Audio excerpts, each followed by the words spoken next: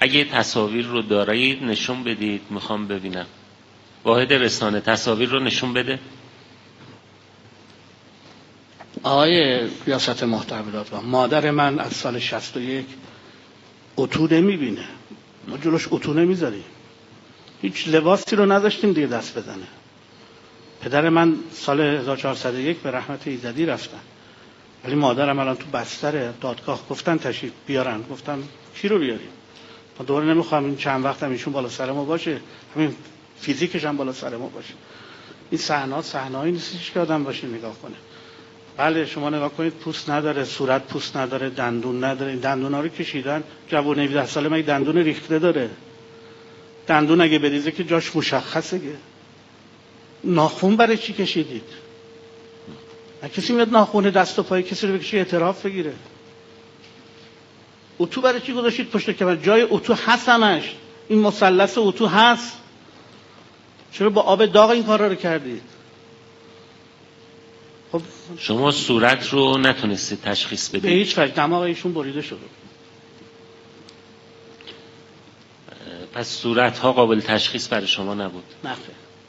ما از دکمه بدن و من چون خب برادرمه، ما بدن رو به لحاظ جسمی آناتومی تشخیص میدیم دیگه، قد و پا و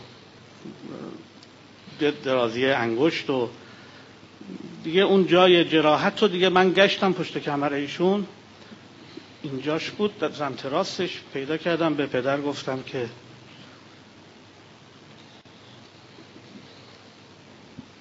خود ایشونه و ایشون همونجا هم وضو گرفت، 2 رکعت نماز خوند، گریه هم نکرد، گفت خدایا راضی هستم به رضایتون.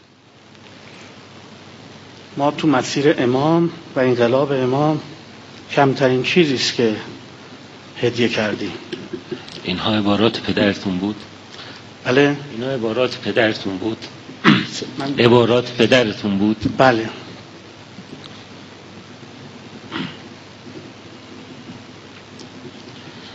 فاصله خونه ای که کشف شده محل وقوع این اقدامات تروریستی، اتهامات، با ربایش چقدر بوده؟ شما رفتید دیدید؟ منطقه کارون میشه غرب تهران. بله.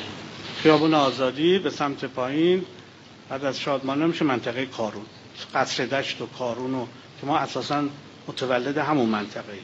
خب بعد اومدیم در شرق تهران قبل از انقلاب